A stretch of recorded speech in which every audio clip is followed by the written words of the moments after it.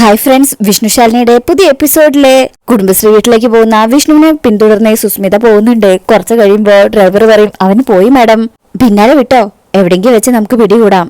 ഈ സമയത്ത് വിഷ്ണു ഒരുപാട് ദൂരം പോയി കഴിയുമ്പോ ഒരു സൈഡിൽ വണ്ടി നിർത്താ ശേഷം ശാലിനി വിളിക്കും. ശാലിനി ഫോൺ എടുക്കുന്നതും വിഷ്ണുക്കും സത്യമോൾക്ക് ഇപ്പൊ എങ്ങനെയുണ്ട്?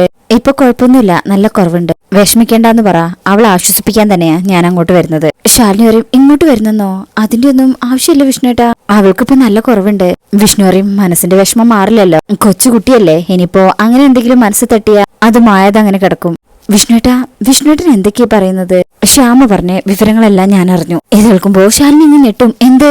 അച്ഛനെ കാണണമെന്ന് പറഞ്ഞ് സത്യ വാശി പിടിക്കുന്നുണ്ടല്ലേ? അവിടെ വന്നു കഴിഞ്ഞാ ഞാൻ എന്താ ചെയ്യാൻ പോകുന്നതെന്നറിയോ? സത്യയുടെ അച്ഛൻ ഞാനാണെന്ന് അവളോട് പറയാൻ പോവാ. ശാലിനി അങ്ങ് ഞെട്ടിപ്പോവും. വിഷ്ണുട്ടാ, ഞാനത് പറയുന്നത് എനിക്ക് തന്നോടുള്ള വിശ്വാസത്തിന്റെ പുറത്താ. സ്വപ്നത്ത് പോലും എന്നെ ചതിക്കുന്നില്ലെന്നുള്ള എന്റെ വിശ്വാസത്തിന്റെ പുറത്ത്.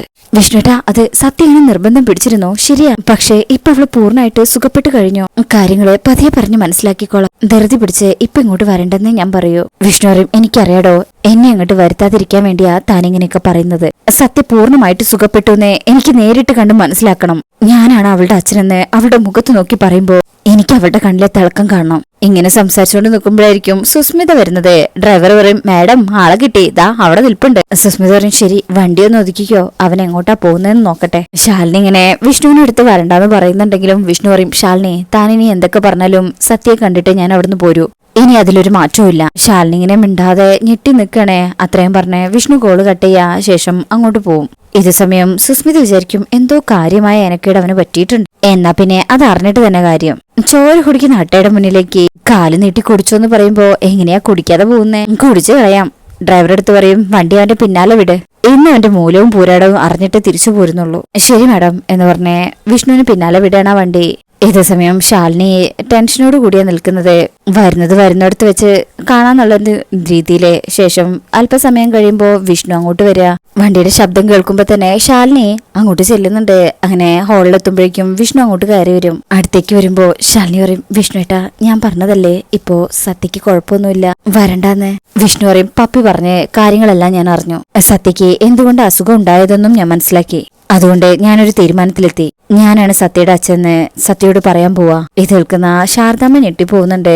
ശാലിനി നേരത്തെ കേട്ടതാണല്ലോ. വിഷ്ണുട്ടാ, പക്ഷേ ഇതൊന്നും സത്യമ്മ വിശ്വസിക്കില്ല. വിഷ്ണു പറയും, എനിക്ക് വിശ്വാസമാണ്, എനിക്ക് തന്നെ വിശ്വാസമാണ്. ആ ഒരു ഉറപ്പിന്റെ പുറത്താ ഞാനിപ്പോ സത്യയുടെ അവളുടെ അച്ഛൻ ഞാനാണെന്ന് പറയാൻ പോകുന്നത്. അവളെ വിളിക്ക്. ശാലിനി അങ്ങ് പേടിക്കുന്നുണ്ട്. വിഷ്ണുട്ടാ, പക്ഷെ സത്യാമ്മ വിശ്വസിക്കില്ല. വിഷ്ണു അപ്പോഴേക്ക് പറയും, അതെന്നെ ബാധിക്കുന്നതല്ല, എനിക്കിപ്പോ സത്യമാണ് മുഖ്യം. ഇതിന്റെ പേരില് അവളിനി സങ്കടപ്പെടരുത്, അത്രേ ഉള്ളൂ. സത്യ എവിടെ? വിഷ്ണുട്ടാ എന്ന് വിളിക്കുമ്പോഴേക്കും ശാരദാമ്മയും വരും. വിഷ്ണു, ശാരദാമ്മയെ സത്യ എവിടെ? വിളിക്ക്. ശാരദാമ്മ പറയും, മോനെ, ഒന്നുകൂടി ഒന്ന് ആലോചിച്ചിട്ട്, ഇതൊന്നും സത്യാമ്മ അംഗീകരിച്ചു തരാത്ത കാലത്തോളം നിങ്ങൾക്കൊന്നും ഒരുമിച്ചൊരു ജീവിതമില്ല. അപ്പൊ പിന്നെ സത്യക്ക് ഇങ്ങനെ ഒരു മോഹം കൊടുക്കണോ? ഇപ്പൊ അവൾക്ക് അച്ഛനില്ലെന്നുള്ള ദുഃഖം മാത്രമേ ഉള്ളൂ. ഉണ്ടെന്നറിഞ്ഞിട്ട് ഒന്നിച്ച് കഴിയാൻ പറ്റാത്തൊരവസ്ഥ വന്നാലോ ആ കുഞ്ഞിനെ താങ്ങാൻ പറ്റില്ല. അപ്പോഴും ഇപ്പൊ ഉണ്ടാകുന്ന പ്രശ്നങ്ങളൊക്കെ ഉണ്ടാവില്ലേ? ഇങ്ങനെ സംസാരിച്ചുകൊണ്ട് നിൽക്കുന്ന സമയത്തായിരിക്കും സുസ്മിത അങ്ങോട്ട് വരുന്നത്. എന്തോ കാര്യമായ സംഗതിയുണ്ട്, അല്ലെങ്കിൽ ഇത്ര ഓടിച്ചാടി അവൻ ഇതിനകത്തേക്ക് കയറില്ല. എന്താണെന്നറിയണം എന്ന് പറഞ്ഞ് സുസ്മിത അങ്ങോട്ട് ചെല്ലാണ്. ഇതേ സമയം അകത്ത് വിഷ്ണു പറയും, ശാരദാമ്മേ, എനിക്കിനി ഒന്നും ആലോചിക്കാനില്ല. ശാലിനിയെ നോക്കിക്കൊണ്ട് പറയും, സത്യ എന്റെ മകളാണെന്ന് ഞാൻ വിശ്വസിക്ക. ആ ഉറപ്പിന്റെ പുറത്താ ഇനിയുള്ള എന്റെ ജീവിതം. ഇത് കേട്ടിട്ടായിരിക്കും സുസ്മിത ആ ജനലിനടുത്ത് വന്ന് നിൽക്കുന്നത്. എടാ, അതിനി വിശ്വസിക്കാനൊന്നും ഇല്ലടാ പൊട്ടൻ ചങ്കര, അത് നിന്റെ മോള് തന്നെ, പപ്പിയും നിന്റെ മോള് തന്നെയാ. ഇതൊക്കെ നിങ്ങളൊന്ന് മനസ്സിലാക്കി തരാൻ വേണ്ടിയല്ലേ ഞാൻ നടക്കുന്നത്. ആ എന്നെയാണെങ്കിൽ നിനക്കൊന്നും ഒരു വിശ്വാസവും ഇല്ല. അങ്ങനെ വിഷ്ണു പറയും, സത്യ വിളിക്ക്, എനിക്ക് അവളെ കാണണം. ശാരദമ്മയും ശാലിനിയും വിളിക്കാണ്ട് നിൽക്കുമ്പോ വിഷ്ണു തന്നെ വിളിക്കും, സത്യേ, മോളെ സത്യേ, സത്യമോളെ. അപ്പോഴേക്കും ഹായ് ബിഗ് ഫ്രണ്ട് എന്ന് പറഞ്ഞ് സത്യ ഓടി വന്ന് വിഷ്ണുവിനെ കെട്ടിപ്പിടിക്കും. ശാലിനിയുടെ മുഖത്ത് സന്തോഷം ഉണ്ടെങ്കിലും അത് വല്ലാതെ അങ്ങ് പ്രകടിപ്പിക്കാൻ പറ്റുന്നില്ല സുസ്മിതയ്ക്ക്. ഇത് കണ്ടിട്ട് ചിരിയാ വരുന്നത്, കളിയാക്കിയിട്ടുള്ള ഒരു ചിരി. അങ്ങനെ സത്യയ്ക്കും ഇത് എപ്പോഴാ വന്നത്? അപ്പോ വിഷ്ണു അവിടെ ഇരുന്നിട്ട് സത്യയുടെ കൈ പിടിച്ച് കൈയുടെ മുകളില് ഉമ്മ വെക്കും. മോൾക്ക് സുഖമില്ലാതിരിക്കാണെന്ന് പപ്പി പറഞ്ഞു. അത് കേട്ട ഉടനെ തന്നെ ഞാൻ ഇങ്ങോട്ട് പോന്നു. മോൾക്ക് എന്തെങ്കിലും പറ്റിയെന്നറിഞ്ഞാ എനിക്കവിടെ നിൽക്കാൻ പറ്റുമോ? അപ്പൊ തന്നെ ഞാൻ ഇങ്ങോട്ട് പോന്നു. ബിഗ് ഫ്രണ്ട് പറഞ്ഞില്ലേ അമ്പലത്തിൽ വിളക്ക് വെച്ചിട്ട് പ്രാർത്ഥിച്ചോളാൻ, ഞാൻ അതുപോലെ ചെയ്തു. അപ്പൊ ശിവഭഗവാൻ പറഞ്ഞത് എന്റെ അച്ഛൻ വരുന്നാ. ഞാനിവിടെ വിളക്കെന്ന് എഴുതി അച്ഛനെ കാത്തിരുന്നു, പക്ഷേ അച്ഛൻ മാത്രം വന്നില്ല. വിഷ്ണുവിന് വല്ലാണ്ടങ്ങ് ഹൃദയം മുറിയുന്ന രീതിയിലുള്ളൊരു വേദനയാ. അതിനെന്തിനാ മോള് ഭക്ഷണം കഴിക്കാതിരുന്നേ? അച്ഛൻ വരാത്തതുകൊണ്ട് സത്യം മോൾക്കതേ വലിയ വിഷമായി. അതാ ഒന്നും കഴിക്കാതിരുന്നത്. ശാലിനി ഇങ്ങനെ വിഷ്ണുവിനെ നോക്കുക. സത്യം പറയും, എല്ലാ കുട്ടികളും കളിയാക്കാൻ എന്നെ. ഫാദേഴ്സ് ഡേക്ക് ബിഗ് ഫ്രണ്ട് വന്നതിനും കൂടി എന്നെ കളിയാക്കി. ഏതോ ഒരു ഓട്ടക്കാരനെ ഞാൻ വാടകയ്ക്ക് വിളിച്ചോണ്ട് വന്നു എന്ന് അവര് പറയുന്നത്. എനിക്ക് അവരുടെ മുന്നിലെത്തിച്ച് എന്റെ അച്ഛനെ കാണിക്കണം. വിഷ്ണുവിന്റെ കണ്ണൊക്കെ ഇങ്ങനെ നിറഞ്ഞിട്ടുണ്ട്. കാണിക്കാം. ഇനി അച്ഛനില്ലാത്ത വിഷമം മോൾക്കുണ്ടാവാൻ പാടില്ല. അതിനാ ഞാനിപ്പോ വന്നിരിക്കണത്. അപ്പൊ തന്നെ സത്യം ഇങ്ങനെ ചിരിക്കും. മോളുടെ അച്ഛൻ എന്ന് പറഞ്ഞ ശാലിനിയെ നോക്കി താനാണെന്ന് പറയാൻ തുടങ്ങുമ്പോഴേക്കും സത്യം പറയും, ഇപ്പൊ അങ്ങനെ വിഷമമൊന്നും ഇല്ല ബിഗ് ഫ്രണ്ട്. അച്ഛനെന്നെ ഫോൺ വിളിച്ചിരുന്നു. ഇത് കേൾക്കുന്ന വിഷ്ണു ഒന്ന് ഞെട്ടിപ്പോകും. പെട്ടെന്ന് ഇത് പറയുമ്പോ ശാലിനിയും ശാരദാമ്മയും അവര് മാത്രല്ല സുസ്മിതയും ഞെട്ട്. ഉടനെ എന്നെ കാണാൻ വരുന്നും പറഞ്ഞു. സുസ്മിത ഇങ്ങനെ ഞെട്ടി നിൽക്കുക. വിഷ്ണുവും എന്താ മോള് പറഞ്ഞേ? അച്ഛൻ വിളിച്ചിരുന്നോ? അതേന്നേ, ഒരുപാട് കാര്യങ്ങൾ എന്നോട് ചോദിച്ചു. ഞാനും ചോദിച്ചു ഒരുപാട് കാര്യങ്ങൾ. ജോലി തിരക്കായതുകൊണ്ടാ ഇത്രയും നാള് വരാതിരുന്നെന്നും പറഞ്ഞു. ഇതോടെ കേൾക്കുമ്പോ വിഷ്ണു ആകെ തകർന്നു പോവാ. സുസ്മിത വിചാരിക്കും, ഇതിനിടയ്ക്ക് അങ്ങനെ ഒരാൾ കൂടി ഉണ്ടോ? ശാലിനിയുടെ മുഖത്ത് നോക്കുകയാണേ. എടി മിണ്ടാപ്പൂച്ചേ, ആരടി അങ്ങനെ ഒരു അവതാരം? ഇതിപ്പോ ഇവരെല്ലാരും കൂടെ എനിക്കൊരു സ്വസ്ഥത തരുന്നില്ലല്ലോ എന്റെ ഈശ്വര. ഇനി അതാരാണെന്ന് അറിഞ്ഞിട്ട് ഞാൻ അയാളുടെ പിന്നാലെ പോണം. ഇതേ സമയം ഇതൊക്കെ അറിഞ്ഞ് വിഷ്ണു ആകെ ഞെട്ടിത്തരിച്ച് വല്ലാണ്ട് ഷോക്കായി പോവാ. അവിടുന്ന് എഴുന്നേറ്റ് ശാലിനിയെ നോക്കും. സത്യം പറയും, ബിഗ് ഫ്രണ്ട് അച്ഛൻ വരും. ശാലിനിയോട് പറയും, അമ്മേ അച്ഛൻ ഉടൻ തന്നെ വരും. ശാരദാമ്മയ്ക്കും എന്തൊക്കെയാ മോളെ നീ പറയുന്നേ? മോളെ പറ്റിക്കാനായിട്ട് അവള് ചുമ്മാ വെറുതെ പറയുന്നതാ. ഇല്ലാത്തൊന്നും പറയില്ല മോളെ. ഈ സമയം സത്യം പറയും, ഇല്ലാത്തൊന്നുമല്ല സത്യ. അച്ഛൻ എന്നോട് പറഞ്ഞതാ നേരിട്ട് വരാന്ന്. അച്ഛൻ വരും ബിഗ് ഫ്രണ്ട്. അച്ഛൻ വന്നാ ഞാൻ ബിഗ് ഫ്രണ്ടിനെ വിളിക്കും. അപ്പൊ കാണാൻ വരണട്ടോ. ഇങ്ങനെ സത്യം പറയുന്ന നിൽക്കുമ്പോ വിഷ്ണു ശാലിനിയെ നോക്കുന്നത്. ശാലിനിയും ശാരദാമ്മയാണെങ്കില് സത്യം എന്തൊക്കെയാ പറയണെന്നറിയാതെ ആകെ ഞെട്ടല് നിൽക്കുക. ശാരദാമ്മ പറയും, മോളിങ് വന്നേ, അപ്പുറത്ത് കാപ്പി എടുത്ത് വെച്ചിട്ടുണ്ട്, വാ എന്ന് പറഞ്ഞ് വിളിച്ചോണ്ട് പോവും. അച്ഛനെ കാണാൻ വരണേ ബിഗ് ഫ്രണ്ട് എന്നും പറഞ്ഞുകൊണ്ടാണ് സത്യ അവിടുന്ന് പോകുന്നത്. വരണേ വരണേ ബിഗ് ഫ്രണ്ട്. വിഷ്ണു ഇങ്ങനെ ഷോക്കായി നിൽക്കുമ്പോ ശാലിനി വിഷ്ണുക്കും ശാലിനി എന്താ ഇത്? അത് വിഷ്ണുട്ടാ. ശാലിനി താൻ ഇനിയെങ്കിലും സത്യം പറ. സത്യ ഫോൺ വിളിച്ചതാരാ?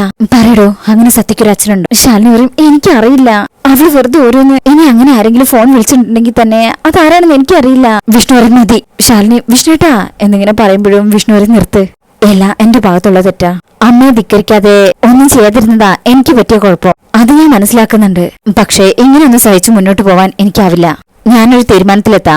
അതിലെ താൻ എന്റെ ഒപ്പം നിൽക്കണം. ശാലിനിക്കും, വിഷ്ണുട്ടാ എന്താ ഉദ്ദേശിക്കുന്നത്?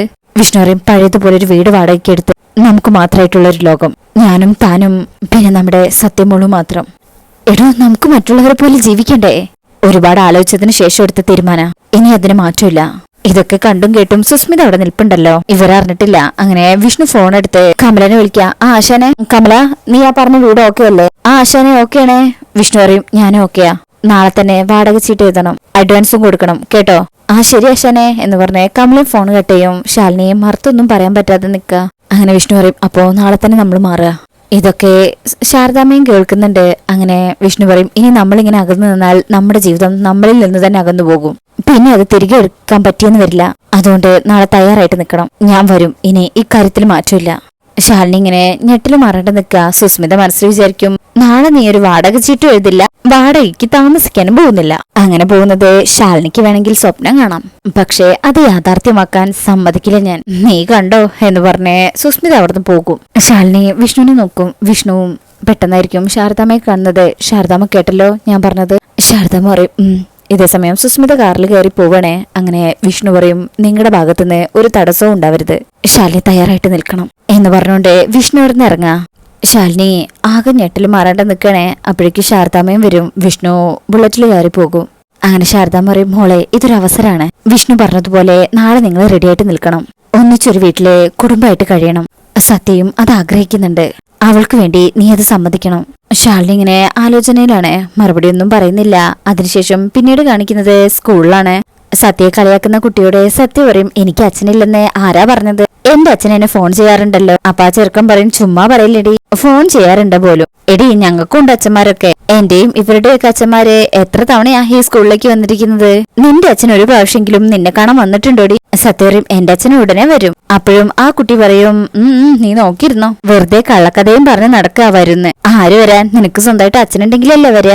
സത്യ പറയും, എനിക്ക് അച്ഛനുണ്ട്. ആ കുട്ടി പറയും, അത് പറഞ്ഞാ പോരാ, കാണിക്കണം. പറ്റുവോ? സത്യ പറയും, പറ്റും. ആ കുട്ടി പറയും എങ്കിൽ കാണിക്ക്, എന്നിട്ട് നീ വലിയ വീരവാദം പറഞ്ഞാ മതി, അച്ഛനില്ലാത്തവളെ എന്ന് പറഞ്ഞ് വീണ്ടും ആ കുട്ടി കളിയാക്കണേ. ശേഷം അവരവിടുന്ന് പോകും. സത്യ ഇങ്ങനെ വിഷമിച്ച് നിൽക്കണ വീണ്ടും. എങ്കിലും ചെറിയൊരു ധൈര്യമുണ്ട്. ശേഷം പിന്നീട് കാണിക്കുന്നത് പപ്പിമോള് സ്കൂളിലെത്തിയിട്ടില്ല, റെഡിയായി ഇരിക്കണേ, എന്തോ ഹോംവർക്കോ മറ്റോ ചെയ്യാ. അപ്പോ ശ്യാമ അങ്ങോട്ട് വരും. അതെ, ഇതെന്താ ഇവിടെ വന്നിരുന്ന് കളഞ്ഞ്? സാധാരണ റൂമിൽ വന്നിട്ടാണല്ലോ ബാഗ് തുറക്കുന്നത്.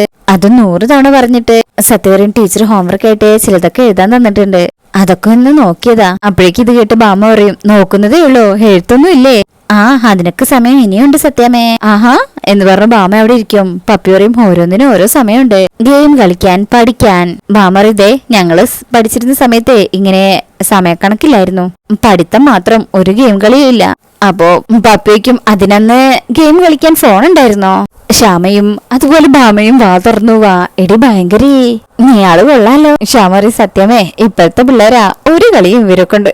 അപ്പാപ്പിമോള് പറയും, അമ്മയെ കുറച്ച് വെള്ളം താ, ഭയങ്കര ദാഹം. ശ്യാമ എടുക്കാൻ പോകുമ്പോ ഭാമ പറയും, ശ്യാമേ എനിക്ക് കൂടി കുറച്ചെടുത്തോ. ശരി സത്യമേ എന്ന് പറഞ്ഞ് ശ്യാമ എവിടുന്ന് പോകും. എഴുതിക്കോ. അല്ല ഇന്നെന്താ ഒരുപാട് പഠിക്കാനുണ്ടോ? അത്രയ്ക്കൊന്നുമില്ല, എഴുതാനാ കൂടുതല്. അങ്ങനെ പറഞ്ഞോണ്ടിരിക്കുമ്പോഴായിരിക്കും ഭാമയ്ക്കൊരു കോള് വരുന്നത്. ആരാ ഇതിപ്പോ എന്ന് പറഞ്ഞതിന് ശേഷം അതെടുക്ക. ഹലോ സത്യഭാമയല്ലേ? ഭാമയ്ക്കും അതെ, ആരാ സംസാരിക്കുന്നത്? ഈ സമയത്തായിരിക്കും ശ്യാമ അങ്ങോട്ട് വരുന്നത്. ഇത് കേൾക്കുമ്പോ അവിടെ തന്നെ നിൽക്ക. വിളിക്കുന്നത് സുസ്മിതയാണേ. ആരാന്ന് വെളിപ്പെടുത്തുന്നില്ല. ഭാമ അറിയും, കൊച്ചേ നേരെ ചുവയുള്ള പേരെന്താന്ന് വെച്ചാ പറ, എനിക്കിങ്ങനെയുള്ള പേരൊന്നും ദഹിക്കത്തില്ല. സുസ്മിത അറിയും, അല്ലെങ്കിൽ തന്നെ ഒരു പേരിലൊക്കെ എന്തിരിക്കുന്നു? പേരിലല്ലോ കാര്യം, അറിയിക്കുന്ന കാര്യത്തിലല്ലേ. ഭാമറിയും, അതെ എനിക്കിങ്ങനെ വളച്ചു കെട്ടി പറയുന്ന ശീലമൊന്നുമില്ല, അങ്ങനെ പറയുന്നവരെ എനിക്കിഷ്ടമല്ല, എന്തെങ്കിലും ഉണ്ടെങ്കിൽ മുഖത്ത് നോക്കി പറയണം. സുസ്മിത അറിയും, അതിപ്പോ ഫോണിലൂടെ മുഖത്ത് നോക്കി പറയാൻ പറ്റില്ലല്ലോ. ഭാമറിയും, അല്ല കാര്യങ്ങൾ നേരിട്ട് പറയണം. എന്താ നിനക്ക് പറയാനുള്ളത്? ഇത് സമയം ശ്യാമ വിചാരിക്കും, കുഞ്ഞേച്ചി പറഞ്ഞ ആ പെണ്ണായിരിക്കോ ഇപ്പൊ ഈ വിളിക്കുന്നത്? അങ്ങനെയാണെങ്കിൽ അവള് പറയാൻ പോകുന്നത് പപ്പി എന്റെ മകളല്ലെന്നും പപ്പിയെ ഞാനല്ല പ്രസവിച്ചത് എന്നായിരിക്കും. ഇതറിയുമ്പോ എന്നാ ഇവിടെ ഒരു ഭൂകമ്പം തന്നെ ഉണ്ടാകും. എങ്ങനെ ഈശ്വര ഈ ഫോൺ കോൾ ഒന്നും മുടക്കുക എന്നൊക്കെ ഇങ്ങനെ വിചാരിച്ചു നിൽക്കുന്നത് കാണിച്ചുകൊണ്ടാ ഈ ഭാഗം കഴിയുന്നത്. അങ്ങനെ അതിനുശേഷം പിന്നീട് കാണിക്കുന്ന നെക്സ്റ്റ് പ്രൊമോയിലുള്ളത് സത്യയുടെ ശാലിനിയും ശാരദാമയും അടുത്തിരുന്ന് ചോദിക്കുക, മോളെ അച്ഛൻ എപ്പോഴൊക്കെയാ വിളിക്കുന്നത്? അങ്ങനെയൊന്നുമില്ല, സമയം കിട്ടുമ്പോഴൊക്കെ വിളിക്കും. ഇതേ സമയം വിഷ്ണു പോകാനുള്ള ബാഗൊക്കെ റെഡിയാക്കി വെക്കാണേ, കൊണ്ടുപോകാനുള്ള ഡ്രസ്സസ് അങ്ങനെയുള്ള സാധനങ്ങളൊക്കെ. അതിനുശേഷം പിന്നീട് കാണിക്കുന്ന മറ്റൊരു ഭാഗത്ത് ശാലിനി ഫയൽ ഇങ്ങനെ നോക്കുന്ന സമയം ശ്യാമ വിളിക്കണേ, കുഞ്ഞേച്ചി സത്യാമ്മയ്ക്ക് കോൾ എന്തെങ്കിലും വരുന്നുണ്ടോന്ന് ശ്രദ്ധിക്കാൻ പറഞ്ഞില്ലായിരുന്നോ? വിളിച്ചു സത്യാമ്മയെ ഇവിടെ ആരൊക്കെയോ ചേർന്ന് ചതിക്കുന്നു എന്നാ വിളിക്കുന്ന ആള് പറഞ്ഞത്. ശേഷം പിന്നീട് കാണിക്കുന്നത് വിഷ്ണു ബാഗുമായിട്ട് ഇറങ്ങാൻ നിൽക്കുന്നതാണ്. അപ്പൊ ഇങ്ങനെയൊക്കെയാണ് ഈ ഭാഗത്തുള്ളത്. വിഷ്ണു അവിടെ നിന്ന് ഇറങ്ങുമോ അതോ അത് ബാമ മുടക്കുമെന്നൊന്നും അറിയില്ല. അപ്പൊ എന്തായാലും നമുക്ക് അടുത്ത ഭാഗത്തിനായിട്ട് വെയിറ്റ് ചെയ്യാം. ഇന്നത്തെ റിവ്യൂ ഇഷ്ടപ്പെട്ടിട്ടുണ്ടെങ്കിൽ ചാനൽ എല്ലാവരും ലൈക്ക് ചെയ്ത് സബ്സ്ക്രൈബ് ചെയ്ത് സപ്പോർട്ട് ചെയ്തേക്കണേ. താങ്ക്